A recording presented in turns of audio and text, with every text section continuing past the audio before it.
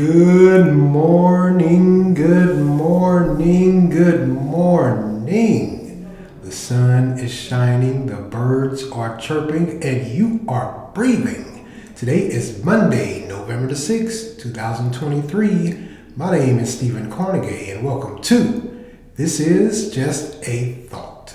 Today's word of the day, accident, which means an unforeseen event that causes harm. Accident. I hope everyone is enjoying their Monday or will enjoy their Monday. The beginning of the work week is here again. It is upon us.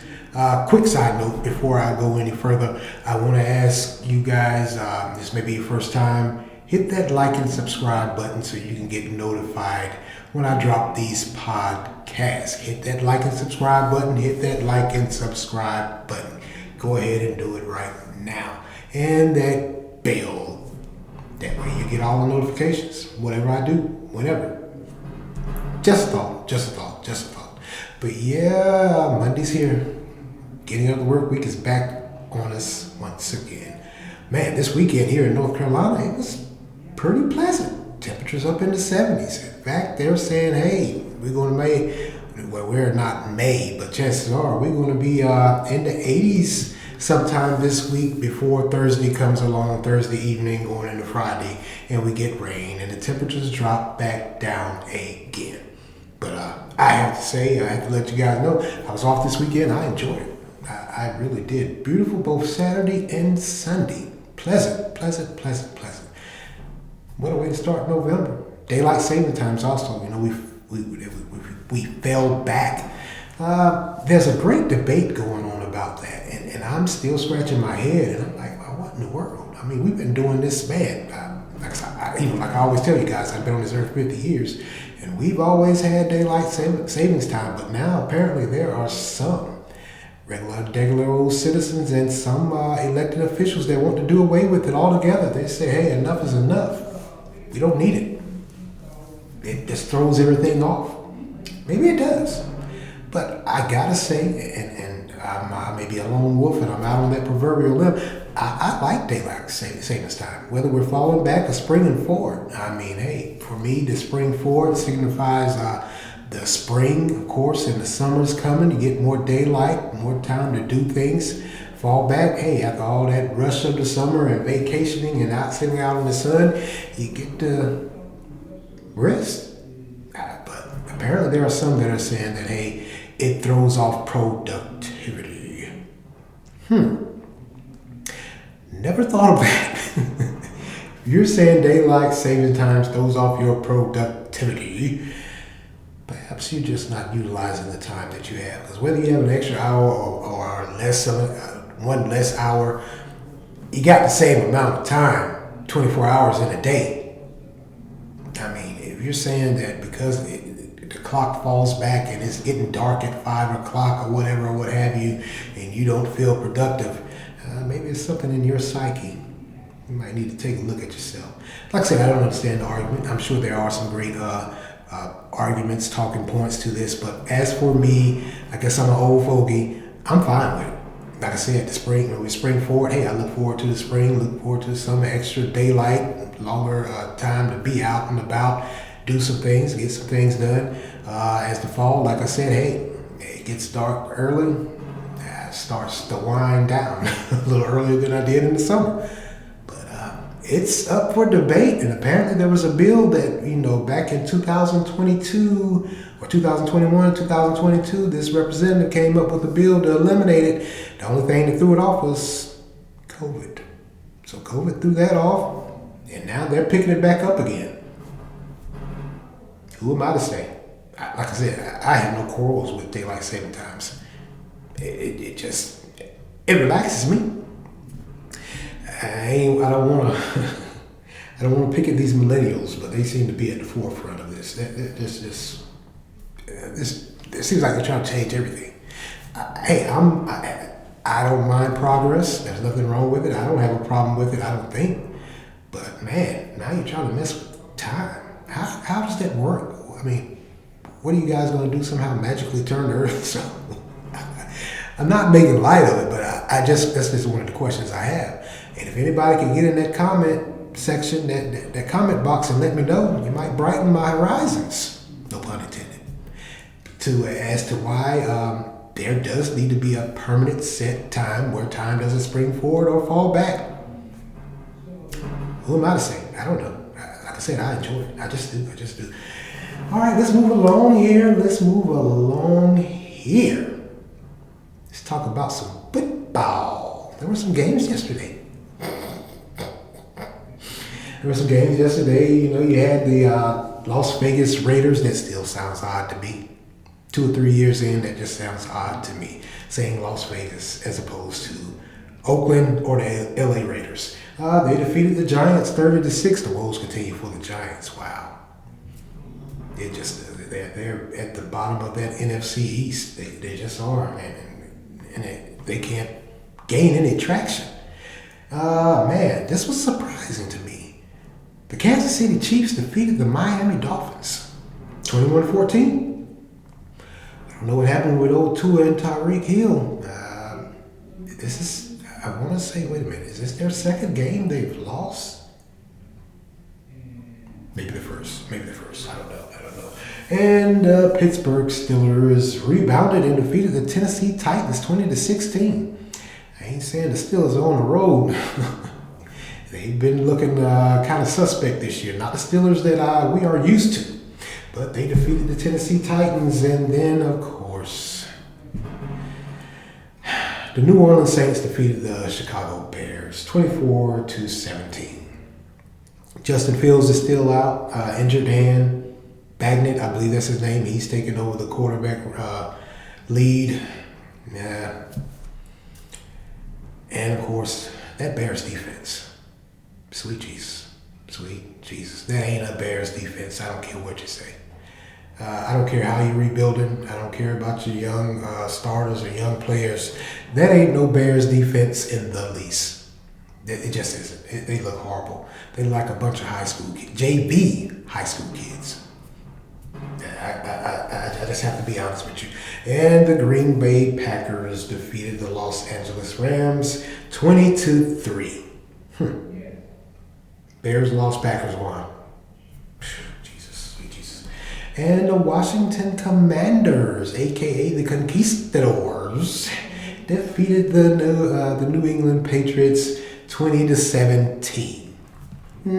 Surprise, not surprised. The Patriots aren't looking that good this year. Neither are the Commanders, but they got them a victory nonetheless. And the Baltimore Ravens defeated the Seattle Seahawks 37-3. Ravens are looking pretty good. They just are. And the Panthers got them a victory yesterday over the Colts. They defeated the Colts 27-13. Wow. And a game last night that I gotta say kind of surprised me, but didn't surprise me. I thought there would be a bit more of a fight. Man, the Buffalo Bills were defeated by the Cincinnati Bengals 24-18. Josh Allen, what in the world was that? Joe Burrow was hitting on all cylinders, man. He was running and gunning. He was running all over the place, launching that ball. Finally got his groove back. You know, he was hurt in the earlier part of the season, so wow. Looks like he's back. Not too sure what's going on with Josh Allen because he hasn't looked too well. I'm just going to be honest. He hasn't looked too well the entire season thus far, 9 games in. Not Josh Allen that I was expecting. What's going on with him?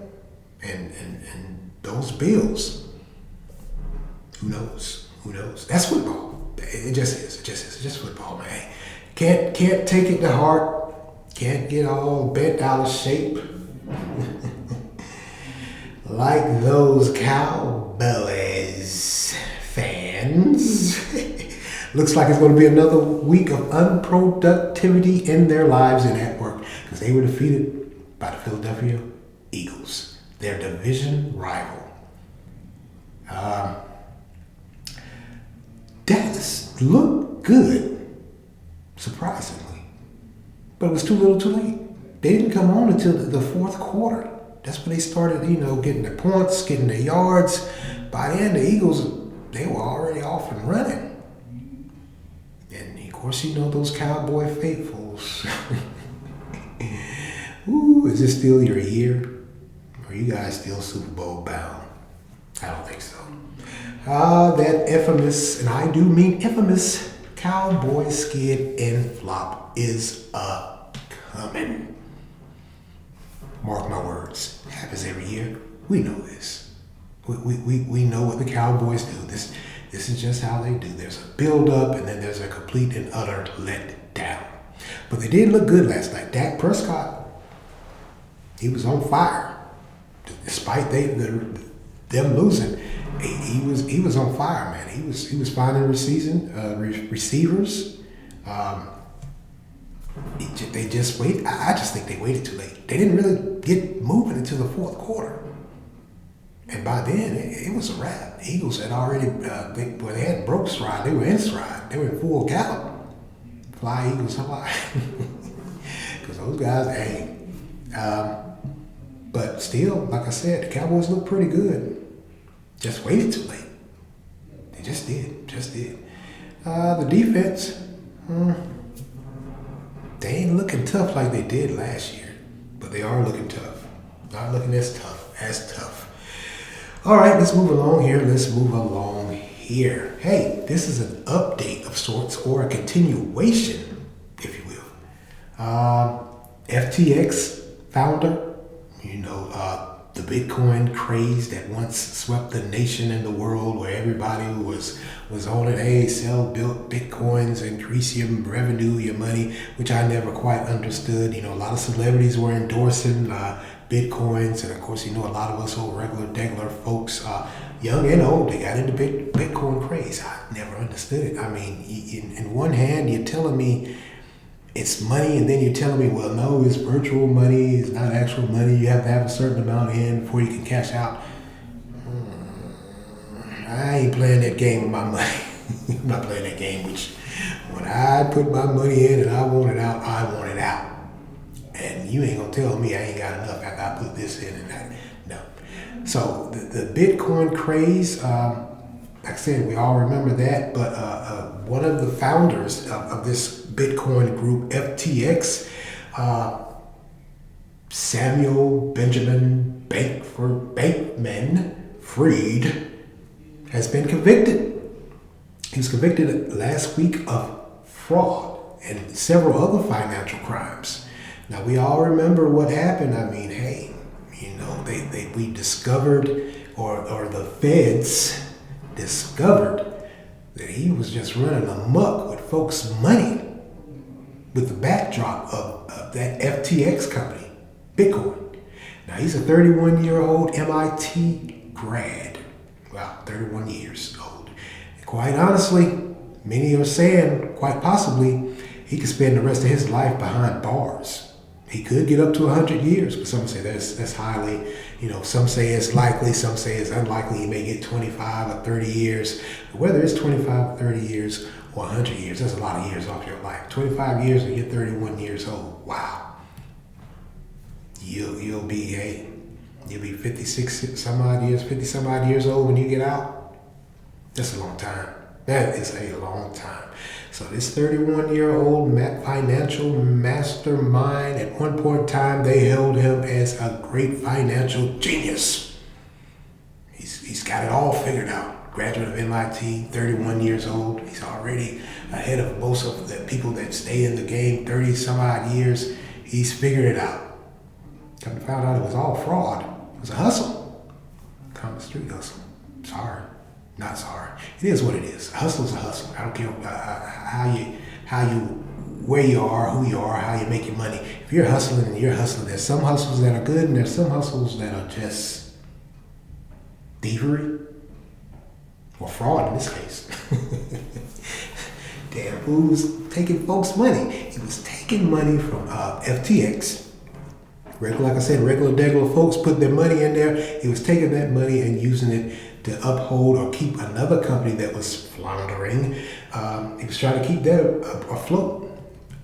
It's another company he had. So he's taking money from the FTX and using those funds to keep that company that he had, his own personal company, afloat. Keep it up. Because when it all came to a head and they asked him, he's been in interviews I remember I watched one interview. He was in the interview, and they asked him, they said, you took this money and you did this, that, or whatever, and you put it in this other company that you had. How were you able to do that? This guy said, he flat out said there was a loophole where he could do that, but you can't do that, especially when you have a company, any fool with half a brain knows this, but somehow, some way, I don't think it's not that he didn't know it, just did what he wanted to do. So he took money from that. The board apparently had no idea of what he was doing. The board of directors, they had no idea that he was taking money from FTX and putting it in his own personal company.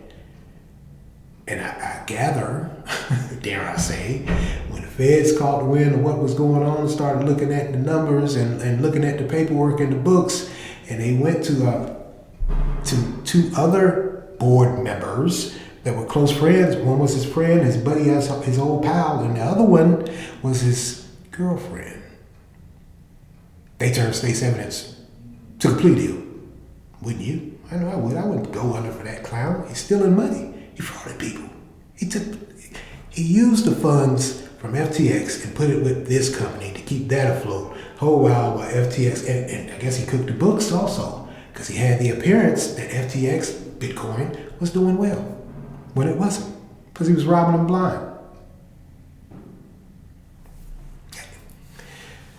It doesn't seem like he's a financial whiz to me. It seems like he's an old, common numbers runner. Yeah, I said it. Numbers runner. It's an old hustle. Move money from here to there, everywhere, all around to keep something afloat. That's all. That's all it is. It is what it is. It is going to be what it's going to be. Now, when they dropped the dime on him, his little friends and girlfriend dropped the dime on him, and he was arrested. And he before that, he absconded to an island, nice Caribbean island, thought he was going to avoid being bought back or whatever, what have you. So they bought him back. They gave him a cushy pre-trial confinement. Had to wear ankle monitor, oh boo-hoo. But he got to stay at home with his mom and his pa. They're pretty wealthy too. Wonder how they made their funds. Just a question to ask. Like I said, that girlfriend and that his homie, they said no. They copped a plea deal and said, nah, we ain't going out. We ain't going out like that. Not with this fool. He did it. He did it all. It's all on him. Now, like I said, that pre-trial confinement, where he was also, when they brought him back, they told him, hey, you're going to be confined to your mother's and father's house. You have to wear this ankle monitor. You can't have any contact whatsoever with any of the witnesses for the state. Wouldn't you know it? When you've been stealing and rolling and robbing and causing havoc and running amok, when your back's up against the wall and when you know the gig is up, he reached out to his friend and girlfriend, and they quickly told. So the judge rescinded the pre-trial confinement, locked him up in August. So he's been in jail since August, and I do believe he's still in there now. Now, at some point in time later on, they're going to give him his sentence. Now, the charges, I said, wow, this guy was rolling. He really was. He has conspiracy to commit securities fraud. He had a conspiracy to commit commodities frauds against his FTX investors. That was him pulling that money and putting it in another company without the board or anyone knowing, because clearly, no matter what this loophole he claimed he found with any company, if if people have vested interest in you, you're on the stock exchange or whatever, you have stockholders, you got to notify them as to what any and everything you're doing with their money. He didn't tell anybody, he just took the money and did what he wanted to. And he also had a conspiracy to commit money laundering. So apparently he was moving that money around through somehow, some way. It just was what it was. He's moving funds around, money laundering. It was just flat out fraud, thievery. Wow. Now he's going to be sentenced in March of next year.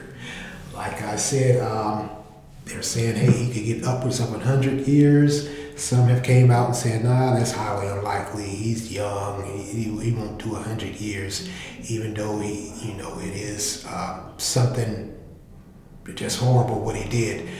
And they compared him to Madoff. We all remember Madoff, his little Ponzi scheme where he was taking folks' retirement and just living it up. Now they're saying, well, Madoff got 150 years. It does seem likely that this guy will get 100 years.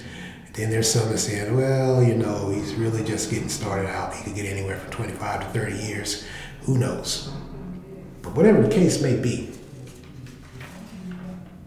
you went to jail, homie. You took those folks' money. You didn't give a care about nothing. Oh, you knew you wanted it. I guess it was like Madoff. Living a nice lifestyle. If you see those interviews, he was just as cocky and arrogant as could be. He was even cocky and arrogant when he was on the being cross-examined. He was getting snappy with the lawyer, the DA. He was getting scrappy and scuffing and huffing and puffing at the judge. Arrogance. I'm sorry. He's arrogant. You might need to do that 25 or 30 years. 100 years? Go back in that courtroom and you piss that judge off. That judge gonna give you them 100 years, homie. So if I were you, if mommy and daddy and your lawyer are talking to you and saying, hey, listen, I'll go back in there with that attitude. Because it took that jury, they said hours. And that might have been them just in there eating their lunch. They pretty much had their mind made up. Yeah, maybe they were just sitting around eating lunch and said, hey, we'll stand it out for a few hours. But he's guilty. So in March of next year, we'll find out what is going to happen to old Benjamin. Wow. I often say the mindset of some folks, regular folks like me and you, and we work and we're steady trying to figure out a way to make money the right way. This guy, an MIT grad, has everything. His future is bright. It ain't dim and dismal. It ain't repetitive. It's bright. It was bright maybe for the wrong reason or the wrong hustle. Because he hustled folks out of their money and did what he wanted to. Tried to take a couple of more folks down with him, and they were like, no way, no how. Where's the plea deal? This fool did it all himself. We had no idea. Maybe they knew, maybe they didn't. Maybe his girlfriend did know. Or maybe we're just trying to impress her so she really didn't know. Okay. But whatever the case may be, I know he's got to be thinking to himself now, wow, what in the world did I do? Or maybe not, because like I said, he was cocky and arrogant in those interviews. He was cocky and arrogant and got huffy and puffy with the DA and the judge. So maybe that's just who he is. Maybe he needs those 25 to 100 years to sit there and think and really acknowledge and humble himself. Arrogant little guy.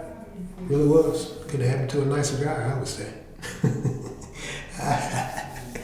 All right. Let's go get it. Man. This next piece here, this next subject I'm talking about, is something I always wanted to really talk about. I never really dove into it or thought I could do it justice. So I'm going to try to do it a little justice here today, no pun intended. Human trafficking or sex trafficking. Now, for the longest time, I thought that was in some faraway place here in the United States, that it doesn't happen here in North Carolina, but I was totally wrong. I-95 and I-85 here in North Carolina are two major highways. They can take you anywhere up and down this eastern seaboard. You can stay on the 95 and take you on the far east, 85 and take you out in the middle, and you can go branch off wherever you want to. Just like most interstates throughout this country, they're major transportation roadways. But apparently here in North Carolina, it's bigger than I thought. And say it's a naivete on my part. I just didn't realize how big it was. Now, on Friday of last week, after some top-notch investigation from Durham Police Department here, their Special Victims Unit, on Friday of last week, a 62-year-old man was sentenced by, listen to this long title, the Chief United States District Judge in the United States District Court of the Middle District of North Carolina to 6 life sentences for, and that's the run concurrent. I mean, you ain't never getting out, homie. You'll never see the light of day unless you're surrounded by barbed wire and fencing. And he's also was ordered to pay restitution in the amount of $68,000 to the 5 victims. And then they're going to have another trial to see if he's going to have to pay some more restitution to these victims. Now, after his 2022 arrest for conspiracy to commit sex trafficking by force, threats of force, fraud and coercion, and 5 counts of using force, threats of force, fraud and coercion again to cause 5 victims to engage in commercial sex acts. So he was convicted. He's got to serve 6 life sentences. So he's convicted. Well, he was sentenced. He was sentenced last Friday. He was arrested in 2022 and convicted in 2023. And last Friday, they gave him a sentence. He ain't gonna never see the light of day, man. 68 years old. Wow. 68 years old. It makes me wonder, how long have you been doing this, or are you just a fall guy? And they gave you 6 life sentences to run concurrent. That means you ain't got no way, no how, no chance on parole. It's a wrap. Wow. Now, this is where, like I said, I wanted to talk about this for a long time, and I finally mustered up enough courage. But I finally felt that because it was a local case, and I said, wow. Now, I don't think he was from North Carolina. I think he may have just been passing through. Like I said, Durham Police Department Special Victims Unit, apparently they had been eyeballing him for a while, so he may have been in and out of state. 95, 85. Hey, if you know, you know. There's a lot of things. For the longest time, I always thought I-95 and 85 were used for drug trafficking. Had no idea it was used for human trafficking, sex trafficking also. So I can remember a story that came out a year or so ago up in Greensboro. They ran it, Greensboro, Mebane. They ran in this hotel. Somehow, some way, some young lady had tipped somebody off, a regular person. Something wasn't right. So when the police ran up in there, that's what they found. Not saying this is the guy, but these cases, we all have sat down and watched news and read the newspaper or flipped through our phone and seen this. These cases are becoming fewer and more common.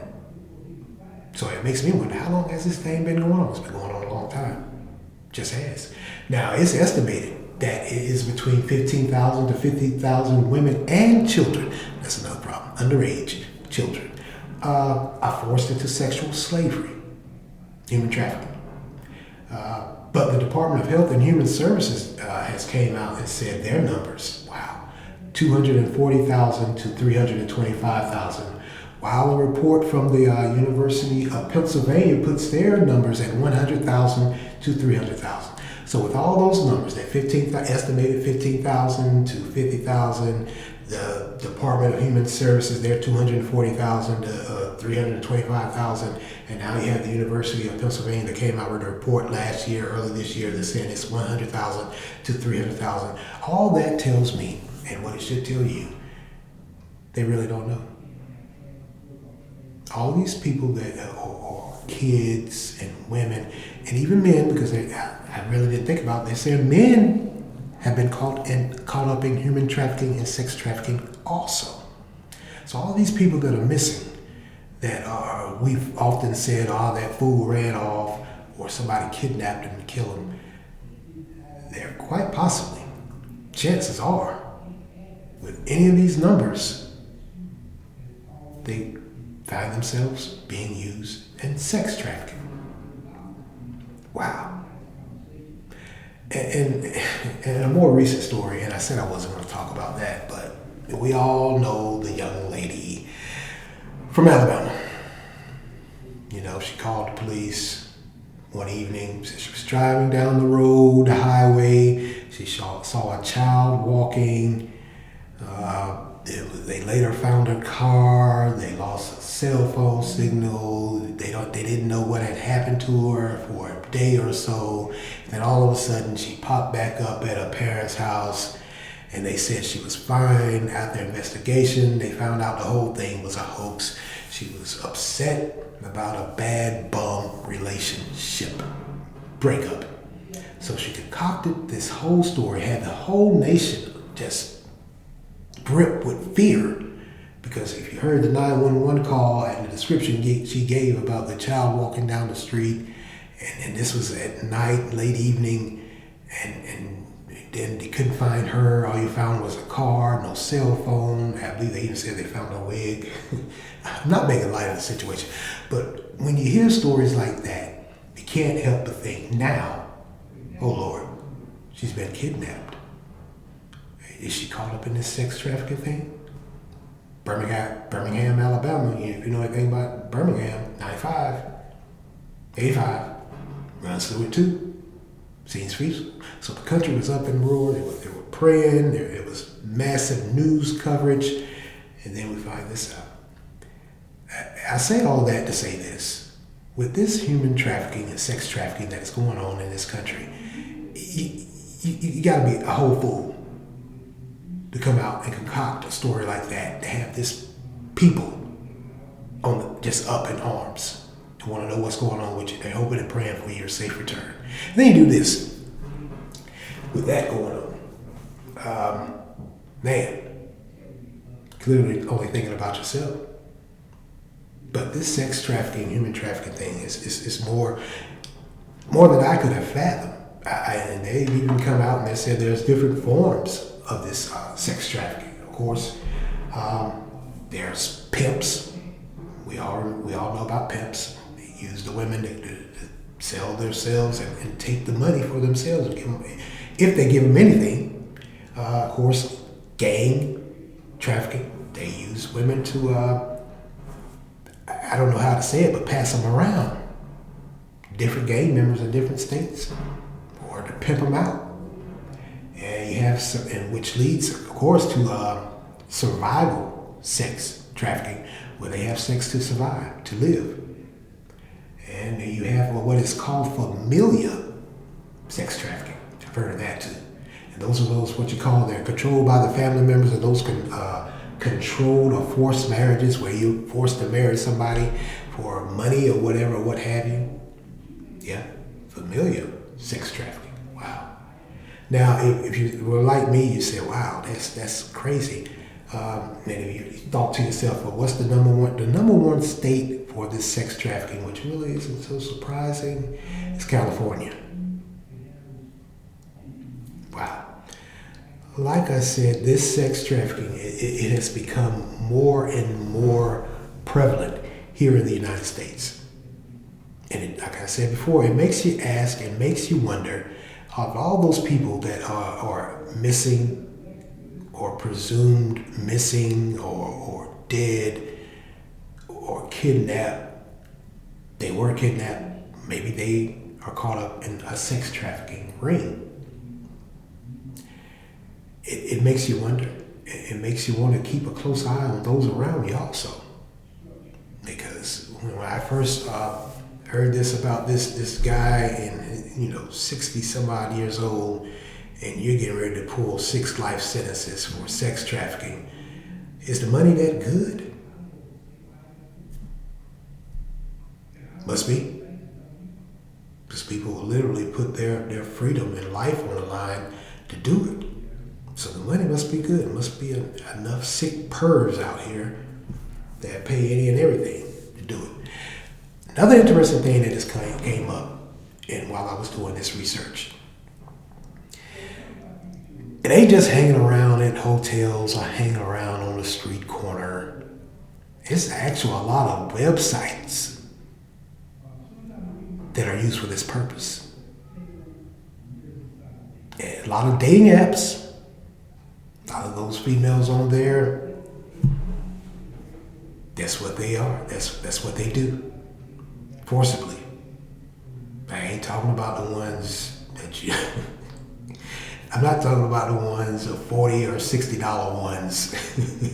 I'm not making light of the situation. I'm not talking about those. I'm talking about those that they're propped up on these dating apps and other social media sites, and that's their intended purpose. That's just what they do. And they're caught up in this sex trafficking. Breeding. Makes you wonder. It does. It really does. It just makes you wonder, and it makes you think. And really, you gotta say to yourself, I wonder if all of those people that are missing, or presumed dead, or kidnapped, are they really, or the runaways? Because at one point in time, there was a lot of things that were said that a lot of times when people go missing, they run away. Maybe they aren't runaways. They aren't runaways. A lot of them probably caught up in that. So it's a different ball game now.